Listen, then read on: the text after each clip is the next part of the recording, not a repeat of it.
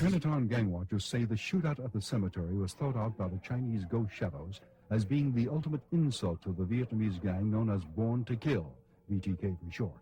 3 gunmen, masquerading as mourners, suddenly dropping their flowers, loosing a volley of shots at the cortege, wounding 7. If you look at our newspapers today, literally today, or yesterday, or the day before yesterday, you'll see terrible problems in the Chinese American community involving gangs, and violence, and organized criminal activity. The story of crime in America is the mafia. Nonsense. If there were no mafia, had never been a mafia, had never been even an Italian immigration into the United States, we'd be a much poorer country if we hadn't had an Italian immigration into the United States, but we would still have crime, perhaps more, perhaps less, but just about the same. You wouldn't be able to measure the difference. I went to study the dropout rate from high schools of Italian Americans in New York. It was the same as blacks and Puerto Ricans, because teachers were saying to them, "You're Italian, why don't you get a job as a sanitation man?" You know, the self-esteem that you need to say, "I can be president of the United States," wasn't there. There was no Mario Cuomo, there was no Francis Coppola, there was no Marty Scorsese. There were athletes and singers. It was Joe DiMaggio or Frank Sinatra or Al Capone, you know? And it was easier to be Al Capone. You needed less talent, you know? I think what happened with regard to La Cosa Nostra, the mafia, and the connection and sometimes the overemphasis of Italian or Italian-American organized crime, probably it's a function of 2 things. One, the movies. The Godfather and movies like that, particularly The Godfather, which was a great American movie, and now 3 movies, has created a broad picture that organized crime somehow uniquely involves Italians and Italian-Americans. The second thing is that it is true that for a long period of time, particularly in the 50s and the 60s into the 70s, maybe even into the early 80s, La Cosa Nostra, the mafia, was the most successful of all of those earlier organized crime groups. Cosa Nostra is a strictly American organization. It developed in response to American culture. It is uniquely a product of the history of that time and that place and that culture, and therefore was able to take within it the different secret societies from the older country and also just criminals who had no relationship to them. La Cosa Nostra broke out of the Italian community and started becoming Americanized. It was much easier for them to do that than the Chinese. The Chinese basically remained within the Chinese communities in the United States. Additionally, Prohibition helped very much for the American La Cosa Nostra to develop itself to the point it is today. That Prohibition enabled all the American La Cosa Nostra group, or what became the La Cosa Nostra. It enabled them to be involved in one type of illegal activity, the illegal smuggling of liquor into and within the United States, so that they had to establish lines of communication and cooperation with each other throughout the United States. That, and then they had various wars. They were fighting off other gangs, Irish gangs or Purple Gang or various gangs throughout the United States. And their history that goes back 300 years, and the structure that they had and the code of silence that they had, plus their cooperative endeavors, helped them to basically overcome all the other gang influence. Then in New York, you had the Castellamare War. Yeah. But we didn't know that history of 1930 and 31 until Valachi explained it to us. He was the man who explained the Castellamare War. He told us when he first heard of this new organization. Valachi was Napolitano, and he was told in prison, oh, they're all going to get together. Napolitani, Siciliani, Calabrese, tutte insieme. He said, no, mai successe. But it did. It did. Well, when did you become a member of this organization? 1930. 1930. What is the name of it It is Cosa Nostra in Italian. Cosa Nostra in Italian.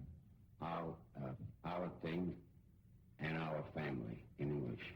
Our thing and our family in English. Can you tell me your name? Joe. Joe and? You don't need my last name. Okay, Joe, why do you know all the history and who told you and how you were involved in all this story? Okay, I had a good friend, Jiggs Ferlano, and I met him in Atlanta, and we were very close. He was a Colombo captain, and Jiggs was close to Valachi, and he knew all these people. So Jiggs knew about these incidents. That Jiggs belongs to Maranzano or Masseria faction? Maranzano. So from Maranzano, he went to Profaci, and but that comes later. Yeah. So what occasion you met Fulani? Well, I met him in the prison, and then after I got out of prison, I knew him before anyway, and we were friends, And Mr. Fulani is still alive? No. Are you sure? No, I'm not sure. I don't know. I don't think so, but maybe he is. Okay. So how old if he's still alive, how old is going to be now? About 83, 84, like that. So Mr. Fulano met all these people that we're going to talk now? Yes. He is my, what you call, godfather. Then he picks your finger. Who? The godfather. He picks your He finger. picks your finger with a needle. Makes a little blood come out. In other words, that's to express the blood relation, supposed to be like brothers. That's the letting of blood. That's right.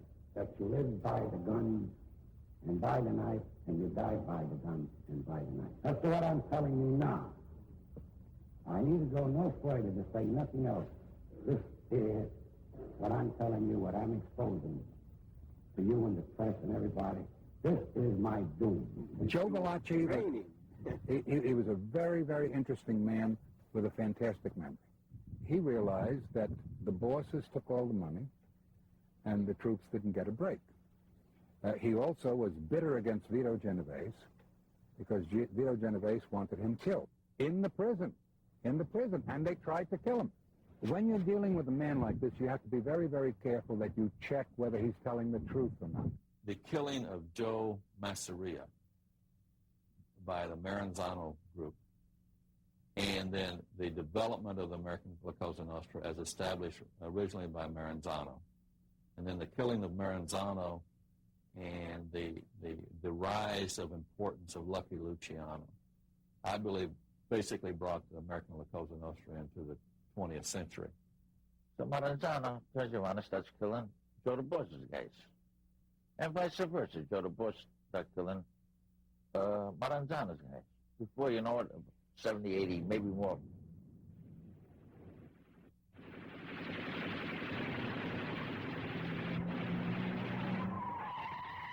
$70 or 80, maybe more, maybe less, but this is what I was told.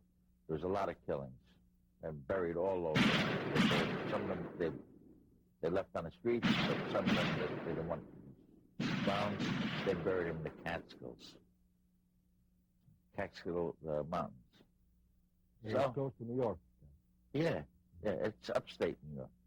There's a lot of bodies, a lot of burial grounds out there. And the mob guys had, all over. And off the Sawmill River Parkway, And so what happens was the cops start getting all these bodies all around and everything, right? They get in touch with Maranzano and Masseria, Joe the Boss, and they tell him, look, stop the killing, or you're going to have problems of your own. We're going to lock you both up, shut you down. Because everybody, Joe the Boss was paying off cops, and Maranzano was paying off cops, so they turned their head every time. But the big shots, they wanted to stop, These men who did not have a formal education, picked some very nice words. They didn't say we're a gang of gangsters. What did they say? Una familia. We are a family. They didn't say, I'm the big boss and you better do it. Like the old man, you know, the father, the godfather, all right? They didn't say, if you don't do what we tell you, we'll kill you. They say, when you're in the family, you've got to have respect for the leaders, for the father figure, okay? So they were very smart, even though they did not have a formal education. But if you take a good look at the history, and this is where I put the blame on the media, the history is there. History is there. This was not a group of friends all together one for one. From 1930 right up till they killed Paul Castellano 4 years ago, they're all killing one another, plotting against one another, stealing from one another, and the evidence is there, but the media never picked it up and said, you know, this story is a myth. They're all together. They're double-crossing and killing one another for 50 years. What happened was Luciano, who was like neutral in this, you know, balance, yeah, where Joe DeBoss didn't know nothing about Luciano being very close to Maranzano. So Luciano set it up through Lansky and Maranzano that he's going to invite Joe DeBoss out for dinner. They go to this restaurant, they sit down, they're talking, they drink, they're eating, having a good time, you know, laughing, and it comes time for the espresso. So Luciano says to the waiter, he says, finish a nice espresso with some anisette, a bottle of anisette, and bring me the check. I want the check. Then there's a little, not argument, but the judge was, no, this is on me. You know, they had too much drink. No, this is on me. No, you're my guest. He says, that's all right. It's on me. I'm Joe DeBoss. I'm going to pay the check.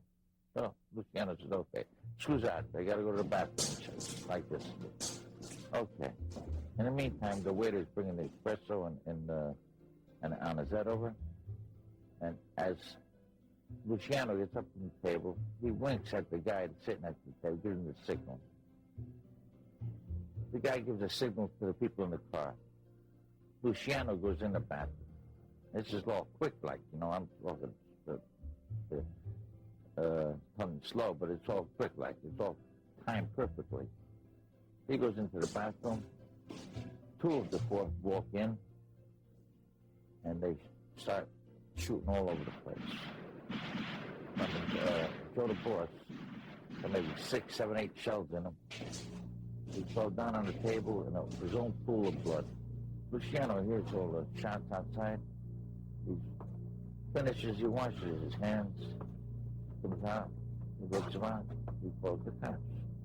Everybody was happy for a while. Luciano and Maranzano was happy, and he set himself up to be God for God. All right? That's boss of all bosses. Maranzano formed the Five Families,